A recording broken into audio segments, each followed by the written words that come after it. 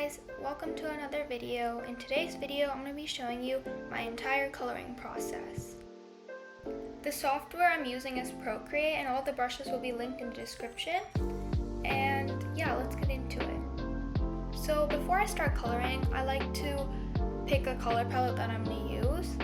And usually the colors that I'm going to pick are going to be a bit lighter than what I actually want them to look like. So this allows me to put shading on top of it, so it doesn't end up looking too darker than I want it to be. Also, I like to make a different layer for each type of thing I'm coloring, like a different layer for the face or the hair. This saves me a lot of trouble, especially when I don't like the colors I'm using. I can quickly go change them by making a clipping mask, and yeah. Also, another thing, if you think you're not coloring in the lines and you're using light colors like what I'm doing here, it's going to be hard to see whether you're coloring in the lines or not. So I like to turn off the background layer to see if everything's in the lines and then turn it back on.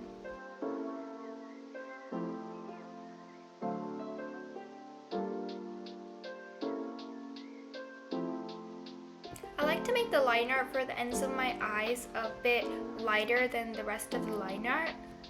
I just think it looks a little bit prettier that way.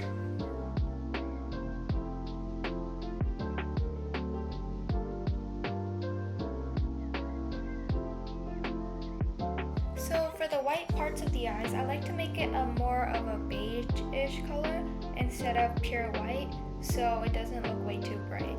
I also like to add gradients to the top of the hair and then the ends of the hair too. For the gradients, I use the medium hard airbrush on Procreate.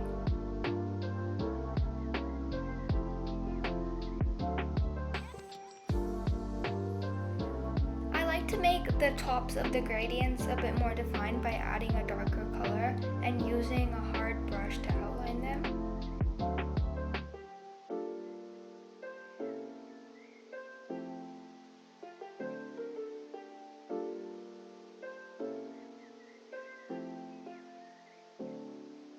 So for the shading, it kind of depends on where the light source is. In this drawing, I wanted the light source to be on the left side of the piece, so most of the shading is going to be on the right side, but it really depends on where your light source is in your piece. Also, I like to make the lines inside the hair a bit lighter compared to the rest of the piece to make the outline stand out a bit more. So onto the skin shading. This part is basically like the hair part. I like to make a clipping mask on top of the base layer so I don't go out of the lines. And I basically choose a darker color than the base color and make little shadings around where the hair meets the face, or where I think it would be darker than the rest of the face.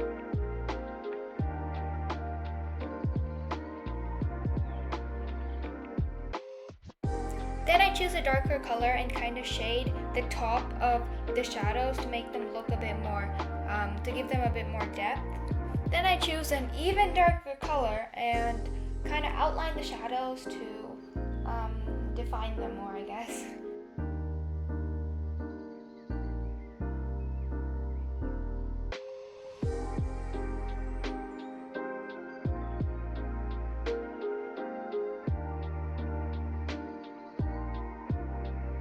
I like to do the blush on a different clipping mask so it doesn't blend with the shadows and make the drawing look a bit funky. Also, a quick tip, when you're doing the blush or like the shading on the hands, if you want more shadow, shade down, and if you don't want a lot of shadow, shade up. So for the eye shading, I use a darker color than the white part of the eyes and kind of shade the tops and the bottoms to give it like a 3D effect. And then I shade the top of the eye darker and then the bottom of the eye with a lighter color, and then blend it out from top to bottom.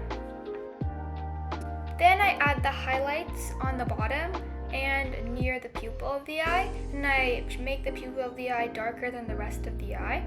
And also, this is where I like to add little details. Like for the character I'm drawing, she has little X's in her eyes, so this is the part where I add those. So for the lighting part of it, I choose a purplish color and I set it to multiply. Then I kind of shade the entire artwork with it, but you can actually do this two ways. First, if your artwork has a lot of light to it, instead of coloring the entire image, you can just add the shadows, and vice versa. Like if it has a lot of shadows, then you can use the eraser tool and erase parts of it to show a bit of light here and there. You can also add glowy effects to your artwork by erasing certain parts of the image. Like I like to erase the eyes to make the eyes look like they're glowing. Then I pick a yellowish color, make the layer to an overlay layer, and then I use an airbrush and kind of shade the parts where I erased the multiply layer to give it, again, a glowy effect.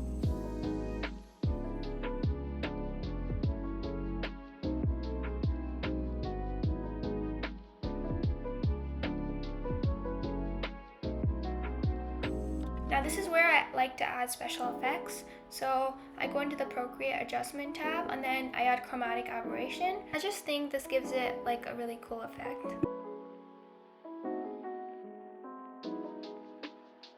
Now this is one of my favorite tips ever. Like it really makes your line art pop. So this is kind of a last step thing. So first you merge like any clipping mask you have above your line art layer. Then you duplicate it and you go into the adjustments tab and click Gaussian blur. And I keep my Gaussian blur anywhere around 5 to 6%, and it really makes your line art pop.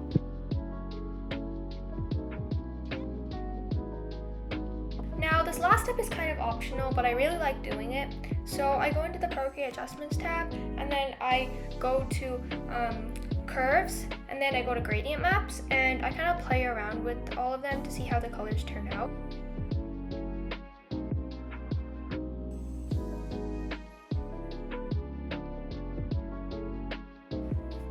And I think that's going to be the end of this video. I hope you enjoyed it and it was helpful to you. If it was, maybe like drop a thumbs up or maybe drop a comment. I'll try my best to respond to every single comment because I really enjoy getting them. And yeah, I'll see you guys in the next video. Bye!